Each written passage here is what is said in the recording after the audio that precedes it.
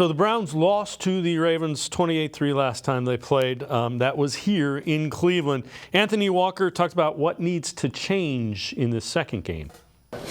Not give up 28 points. Got to stop the run better. Obviously, that's how we start every week, focusing on stopping the run. Be fundamentally sound and pass rush lanes and all that. Don't let them get out the pocket and make a throw on the run. Just play overall better, team ball better. I know we talked with you guys a lot about eye candy before you played the 49ers. Mm-hmm. Ravens did some of that too with Flowers. Like looking back on that, how much of a teaching point did that become, and what's kind of key to combating some of that if they try it again? Yeah, just staying focused on our keys. Don't get distracted by what teams try to do. The jet motion and all that stuff. We can't let that distract us. We got to stay fundamentally sound and locked in on our keys as linebackers and safeties especially, and then be ready to stop the run.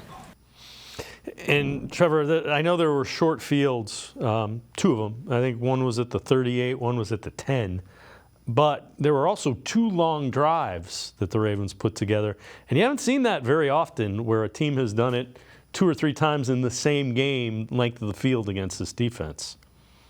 Yeah, and it's hard to judge the Ravens offense versus maybe how other offenses have fared against Cleveland because they've, even last week, they're just shutting a team out. And you're just not going to do that against Baltimore. They're too good of a team. But you talk about their average or points per game average, it's somewhere around high 20s. That 28 number that they gave up last time, that's basically a season average for the Ravens right now. A successful day for Cleveland would be holding them right around 20 points. Less than 21 is really what I would shoot for. If you hold the Ravens to less than 21 points, you're giving yourself a chance to win the football game. It's getting in those high 20s, low 30s, that stuff on the scoreboard where you say, all right, offense better have an incredible day if we're really going to keep up with them, especially against a Ravens defense. So, obviously Walker is correct in a lot of his assessments. You got to be fundamentally sound up front. I know that we'll talk about that in a little bit. Of course, the pass rush has got to be on fire. I think the linebacker level has got to be really disciplined in how they play against Lamar because Lamar is playing very, very efficient. In fact, there are ways that